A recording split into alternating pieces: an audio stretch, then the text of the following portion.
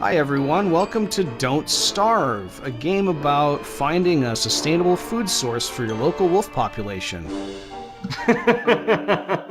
Oh boy, I think I see where this is going. This is a survival game. It came out in like 2012, and it is ostensibly one of those games where you go out and get food and try to build a shelter and whatever, but I didn't tend to starve so much in this game as I tended to get eaten by wolves, so... Don't Get Eaten by Wolves is... I was about to say it's not as catchy, but actually that's a dynamite name for a game. Yeah. It's like, sir, Okay. you are being hunted. Can I just say that I've never actually seen a video game advertise its own pop figurines on the main Yeah, menu page. I don't know what that is. I'm worried clicking it'll alt-tab the thing. I'm just gonna say probably- that's called tacky. It's a little bit tacky. I mean, you gotta... I mean, if you're an indie dev, every day is Don't Starve, so I'm not gonna come down on them that hard. Like, Yeah. Gears of War 5 putting, like, an ad for their pop figurines on their main page, that cheapens the game. I understand, you know, they gotta get that money. It's fine. So, when we were waiting here, I guess you could go ahead and start, Josh, but while we were waiting here, I commented that I liked the kind of chirpy, demented carnival polka, like, main tune going on here. Yeah, and... The game has this very distinctive art style, and I don't really have... I'm sure there's a more specific word for it, but, like, it puts me in the mind of, like... It's gory-esque. Grim fairy tale, like, dark fairy tale kind of fantasy stuff. It's like a 20s Charles Addams, Edward Gorey kind of gothic cartoon. I'm actually not an overwhelming fan of it. I think it's very aesthetically neat. It's just really not sort of my thing. I think it's very well done. I actually, here's one thing. For some reason, I'm not crazy about the main character's hairstyle. Like, to me, that seems a little bit like forced iconic. Like, they're like, here's an iconic hairstyle for our main character. Karutskar grows a magnificent beard. So what are you going to be playing here, Josh? I don't know. I haven't played too many of these characters. I have played Don't Starve Together, which is the multiplayer version of this, and there are other characters in that game that I had unlocked that are presumably unlocked later in this game, but I didn't play this game all that much, actually. Fire's fun. Strongman strikes me as probably not super easy because being afraid of monsters in the dark is bad, and also you tend not to want to eat enough food to be full all the time. We can just probably go with the gentleman scientist. Like, monsters in the dark is just a bad thing to be afraid of, and... I think we could go with the Firestarter. Firestarter's fun because she tends to set fire to stuff when that's cool. Bad shit happens. I noticed the founder character at the back of the I don't know faces. what that is. I don't think I unlocked it. I think that's a... Were you like, Kickstarter this backer? game's been around for forever. I don't think so, but I think I might have pre-ordered it. Or, that might like, be it. owned That's it probably early on. I definitely bought it, like, 6 or 7 years ago, so... early access, maybe. Yeah, maybe. Was early access a thing in 2013? Yeah, that was like when it was starting, I think. I'm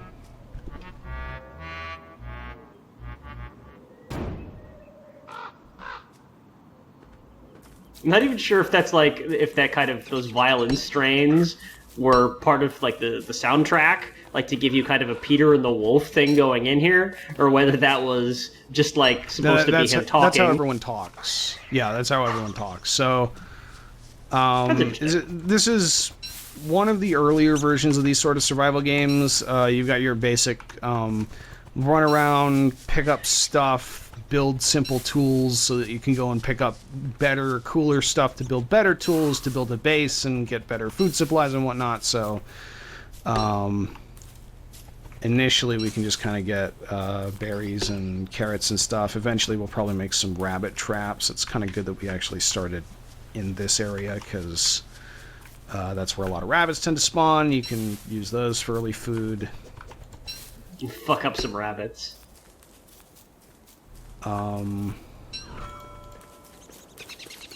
There's also a sanity mechanic in this game, so...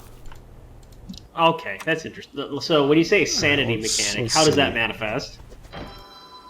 So we've got 3 things here. You've got your stomach, your health, your sanity, and you'll lose sanity through like various different kinds of things happening, like, you know, just bad things happening will cause you to lose sanity. Also, certain strange eldritch horror kind of stuff can be encountered in this game, which will also cause you to lose sanity, although there's usually a trade-off there where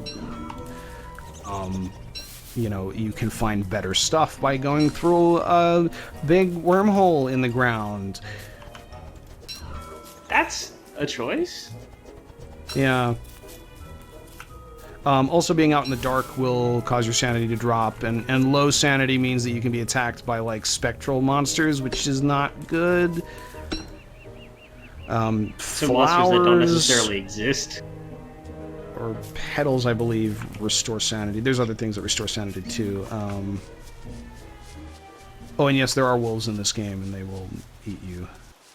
So we got a lot of rabbits here. That's good. Let's see, what do we need? It's been so long since I played this game. We can build traps. We need gold. You need gold to build a trap? No, we Is that need a gold to build microtransaction? science machines so we can make cooler stuff. I was about to say, there's, so there's- what's the end game here? So, I don't know. I'm not sure there is one. And that's kind of... I was going to bring that up because it's one of the reasons why I don't really like games in this genre, because a lot of them are very much like just build forever. I don't High remember what this score. is. Is this a revive stone? I'll I thought say, there you was know, like a story, though, isn't there? Kind of. I don't know. I haven't played this Oh. game enough to get that far, nor have I Well, that played Don't sounds- Starve together to get that far. It's like, you know, it's one of those things that it feels like the main way to... this is good. Use that to fertilize crops later. The sort of like the end game feels very much like a... That's the point when you've basically mastered most of the systems, and you've got a good idea of what you're doing, and you've got a camp that's got a decent economy going. It seems here that there is, in fact, a storyline for Maxwell, at least, in adventure mode. Okay. I don't know what that is. I couldn't tell you. I mean, did you click on adventure mode, or is I just hit play. I don't know. the Wikipedia article is just a touch vague, which is more or less to be expected. This was probably a decent place. I wish we could find... No, there's a wall with a bunch of dead pigs. Well, why'd there could be be dead bad. pigs? Like, who's placing these dead pigs? Presumably the person who killed the pigs and put their heads up on the pikes? I don't know.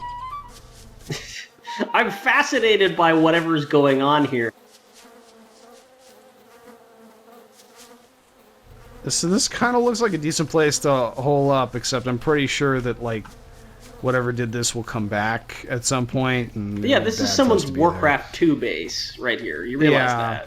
that? Yeah, I was just thinking that. It's got like Gonna run those into some chunky orcs ass in a sec. palisades. Okay, let's head back to where those rabbit holes are. Well, this is fine. I mean, it's really we're a gonna- dangerous kind of survival game assumption to make, isn't it? When you find like what looks like a fortified settlement, and you're like, "This seems like a good place to take over and make my own." All these severed heads will help keep away intruders. It's like someone placed them here specifically to frighten people away. What are those footsteps? It's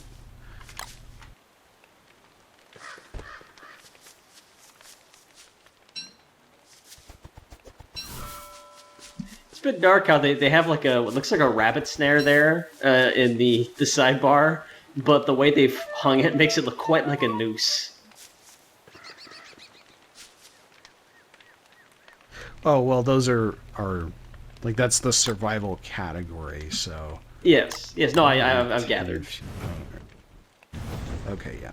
So you do need to add fuel to the fire to keep it going.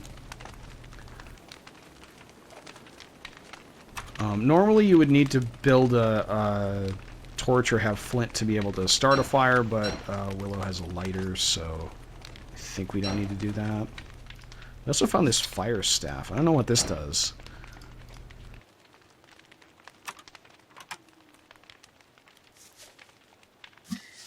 It looks like they put a day for night filter over your area here. Yeah, a bit. It's not a color I usually associate with fire. Let's... Can we... Oh yeah, we can cook carrots, so... Cooking food makes it give you more, food, hunger, whatever, can also I'd cook say that berries, which is I interesting. found I don't necessarily care for survival games that don't have a strong exploration element to them. You definitely are supposed to explore in this game. Right, but found what are you gunpowder? exploring? The world. Yes, but like, okay, so exploration is one of those squidgy terms in game design, isn't it? And people say exploration to refer to any kind of game, which means just wandering around, but I tend to think that, like, you can really only call a game exploration if there's something interesting to find. Not just useful, but if there's, like, features of the world. Right. I mean, it doesn't have to... For example, a rabid wolf attack. I mean, it doesn't have to be like... Wow, she's still going.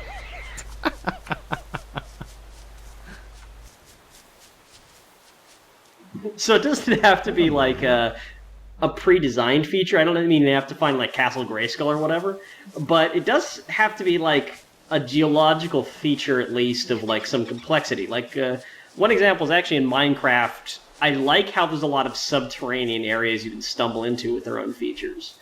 Like that really made it kind of interesting, you know, poking around looking for raw materials. Whereas so far what we've been doing is poking around looking for raw materials lying around. I believe there are dungeons. I like that. That's good. It's one of those things that you kind of need to get to like the mid-game stuff to really get into, and I never played this game long enough to get that far, so... Alright, I think we need to... We're not going to find flint in the grassy, like the wheat fields, so I think we need to head back to the bigger forest over to our west. So this is, I believe, a 3D game from observing it, but a lot of these are items or icons or sprites, are they not? It's, I mean, it's kinda, it's 3D air quotes, like, it's clearly billboard sprites and a 3D engine, but it's not, like, there's no function, like, I'm not gonna walk up a mountain at some point, and that's gonna matter in any way. You can't, like, rotate the camera. It's all flat. I can rotate the camera, actually. No, okay. That is, I mean, yeah, you can rotate the camera, but that's what happens when you rotate the camera. Yeah.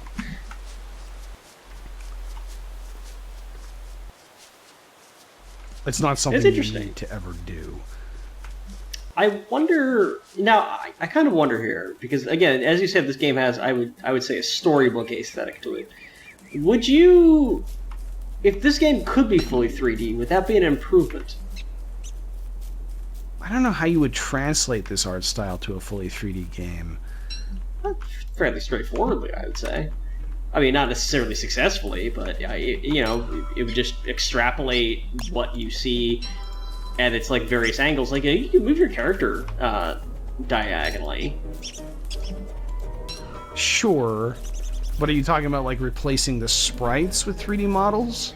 I'm saying, yeah, like let's say you replaced the sprites with 3D models and you allowed free camera rotation. I don't know if that would. That might make it worse. That puts me in the mind of like Flame in the Flood, and I did not like that game's art style at all. Oh, that's interesting. I didn't play that one. I forget how you felt about that game. I remember you bringing it up to me at the time. I refunded that game. That game had problems beyond its art style. Let me be clear. It was not simply, oh, this game's art style sucks. Ooh. Skeleton of a dead person there. Okay, well, see, emergent storytelling right there, right, guys? Why cannot I find any gold anywhere? Okay, we're gonna try to book it back to our camp. See if we caught anything with the rabbit. Somebody help me kickstart a game called Emergent, which is like where all of the characters are skeletons.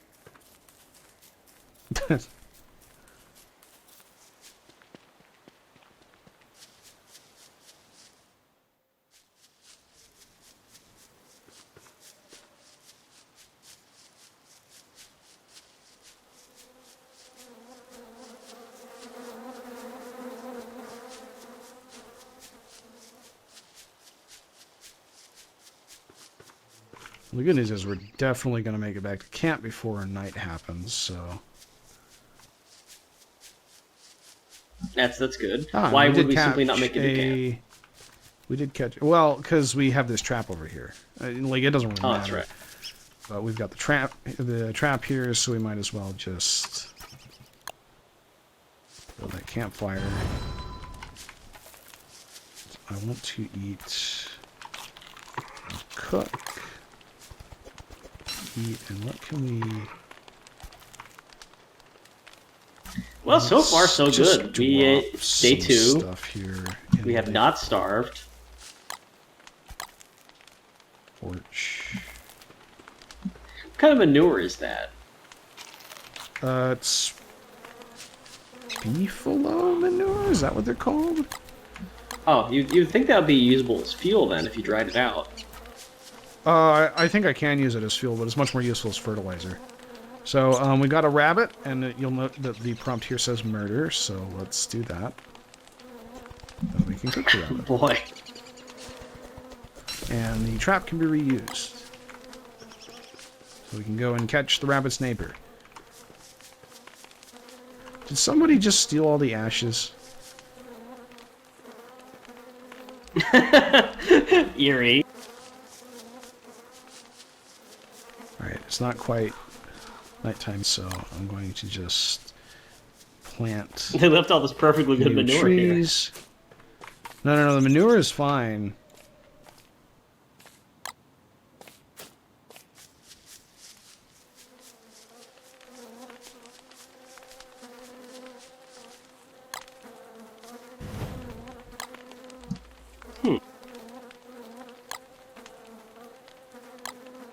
You know, I think we were talking about this a little bit before the game, or before we started playing, and about how, actually, I don't think most of us have played too many survival games. Like, Alex was saying, Alex was expressing some qualified approval for the Flame in the Flood. No, it wasn't that one. Which one was it? The Long Dark. The Long Dark. That one's good. Yeah, and I like that one a lot. And not just because it's set in my home country. Yeah. But also because I think, at least when it first came out, it was so simple. And it was really, like, both terrifying and gorgeous at the same time. That's nice. Yeah. Yeah, I was a Kickstarter backer for The Long Dark. That I do remember. And originally the pitch was like, we're gonna have this we're gonna have this big story thing and also a survival mode. But the game launched with the survival mode first because that's easier to do. And then it took 4 or 5 years for the story mode to come out, and the initial version of the story mode was terrible. We're gonna make it. When you say it was scary, Alex, was it like... I haven't played the game. Well, it's frightening because you're all on your own, and it's cold, so you have to deal with your heat and your food situation, and then you can't be out at night because it gets colder, right? So you, like, and the wolves come out, which is also bad. So it's just like it's very realistic. Like, it preys on that sort of like real fear of, like, at least especially if you're from an area that gets a lot of snow, just being alone without the right tools and slowly freezing. Alex says on spoiler warning, the authentic experience of being Canadian is desperately trying to find food during the day and avoiding wolves at night. I'm not even kidding you. Like, it's like actually very textbook Canadian when it comes to, at least like from a literature perspective. But also from a realistic perspective, I feel like there's like every Canadian's been stuck without heat in some sort of situation, and it becomes a survival mode, and immediately you become like a different person, right? Because you're like, this is what being Canadian's all about, you know? Live in the wilderness. Where are the pigmen even defending? I was grasping for like equivalent American experiences, but like, or motifs, but there's really that one, and then a bunch of other horrible ones. I mean, I've lived in areas where, like, if your heat goes out, your electricity goes out in the middle of winter, like, maybe you're in some trouble. Oh, gold, right here. Finally. I mean, in Northern California, they recently shut the power off to, like, pretty much most of Northern California for just a period of, we're gonna shut it off tomorrow, and it may be off the whole 2 days.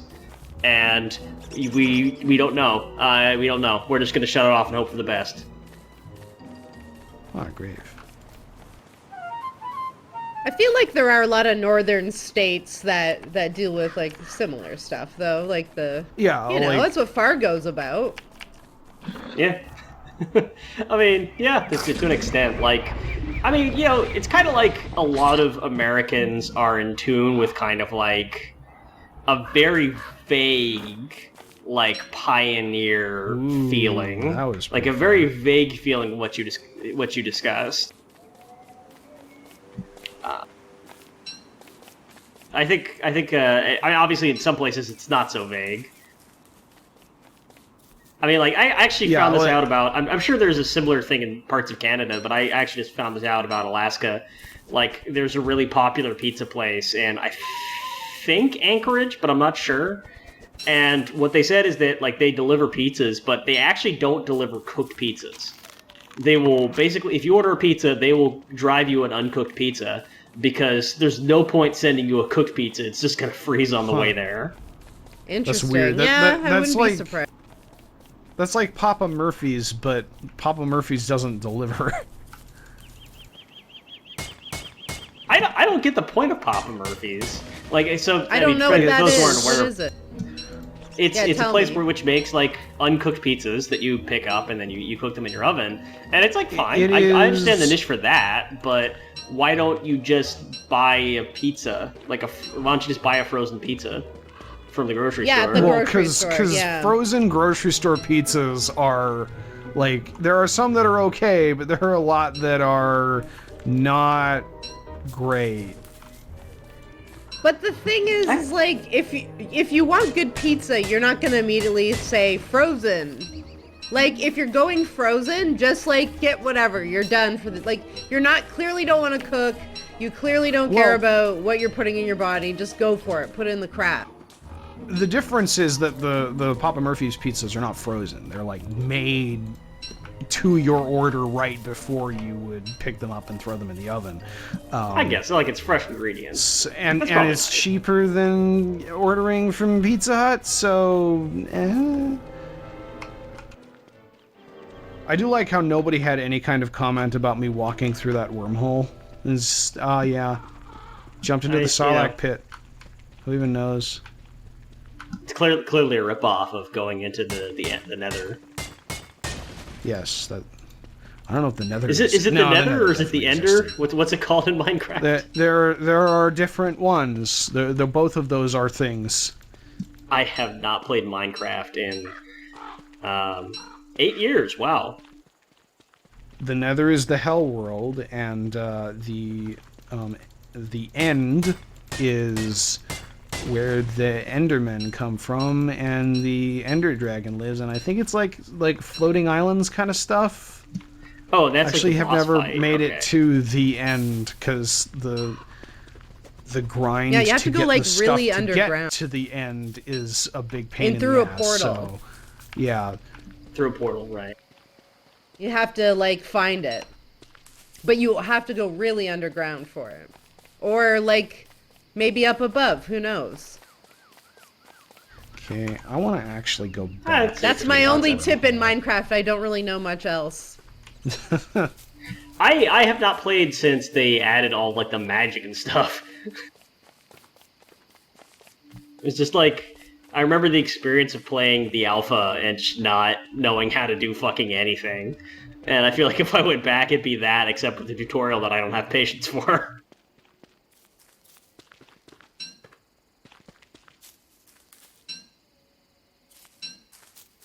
And it's also, like, it's rough to think about coming back to a game that you've played for quite a few hours and then having to do the tutorial.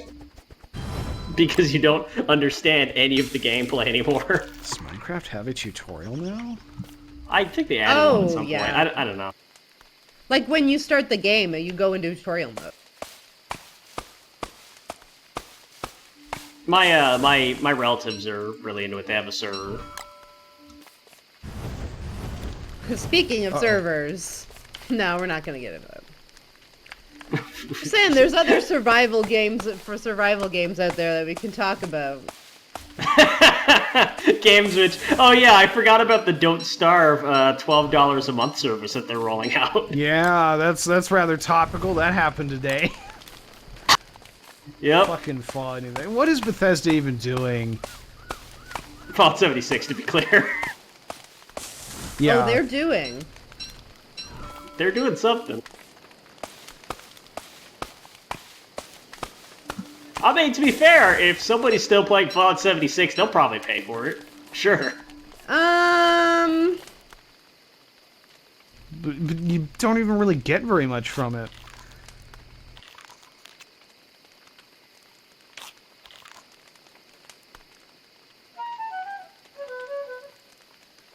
Oh, I didn't even read what the features were. Should we look that up? I yeah, already go looked ahead. up the features. Not much. It is something. A server for 7 people, some skins, bigger storage containers. That's basically it, right? Like a few little pieces of furniture and Yeah, some you get a storage. monthly allotment of fun bucks. Fun bucks. Or whatever the hell they are. Well, the fucking Washington Post story on this is Fallout 76 just gave people a reason to play The Outer Worlds instead. It's the Washington Post.